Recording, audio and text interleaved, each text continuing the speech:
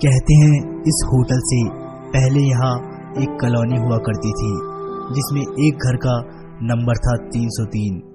इस घर में 5 लोगों का एक छोटा परिवार रहा करता था। एक दिन जब ये सब बहुत ही गहरी नींद में सो रहे थे तब कुछ चोर इनके घर में घुस गए, लेकिन चोरों द्वारा आवाज होने पर ये सब उठ गए। तो चोरों ने एक एक करके उन सबको अपने हथियार का निशाना बना लिया और सभी को मार डाला।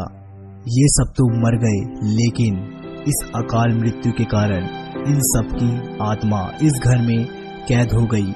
काफी समय तक तो यह घर सुनसान पड़ा रहा, लेकिन 30 साल बाद इसे किसी बिल्डर ने खरीद लिया और यहाँ एक होटल बना दिया। इस होटल में एक कमरे का नंबर था 303, जो कि उस घर का नंबर था जिसमें सभी लोगों का कत्ल कर दिया गया था। लेकिन होटल के इस कमरे में अजय और उसके परिवार रहने आए, उसके साथ उसकी वाइफ आशा और उसका छोटा सा बच्चा राजा। वो लोग 10 दिनों के लिए होटल में आए थे। लगभग 2 या 3 दिन तक तो सब ठीक चला। उसके बाद उन लोगों को इस कमरे की सच्चाई पता चली। रात के 1 बजे होंगे। आशा को बहुत ही प्यास लगी थी तो वो पानी के लिए किचन में गई। आशा जब किचन से वापस लौटी तो उसने देखा कि उसका बेटा राजा बेड पर नहीं था, बल्कि बालकनी की दीवार के ऊपर खड़ा था, और वो भी बिना किसी सहारे के। आशा एकदम से चिल्लाई, राजा! तभी अचानक से अजय की आंखें खुल गई। वो भागकर आया और देखता है उसका बेटा राजा बालकनी की दीवार पर खड़ा है और नीचे कूदने के लिए तैयार है।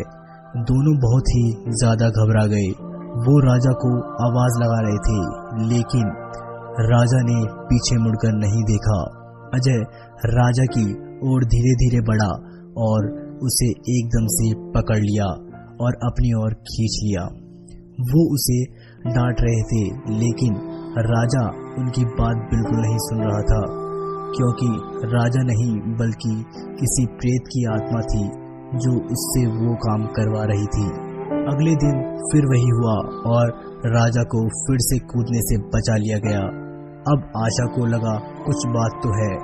फिर उन्होंने होटल के कुछ लोगों से बात की तो पता चला कि यह फ्लैट तो साबित फ्लैट है और जो काम राजा कर रहा है वो काम वो नहीं बल्कि उससे करवाया जा रहा है।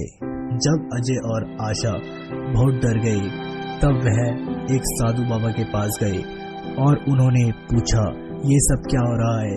तो साधु बाबा ने कहा, अगर तुम अपने बेटे को जिंदा देखना चाहते हो तो इस होटल को तुरंत छोड़कर चले जाओ, वरना तुम्हारा बच्चा जिंदा नहीं बच पाएगा और तुम्हें भी बहुत बड़ी हानि हो सकती है।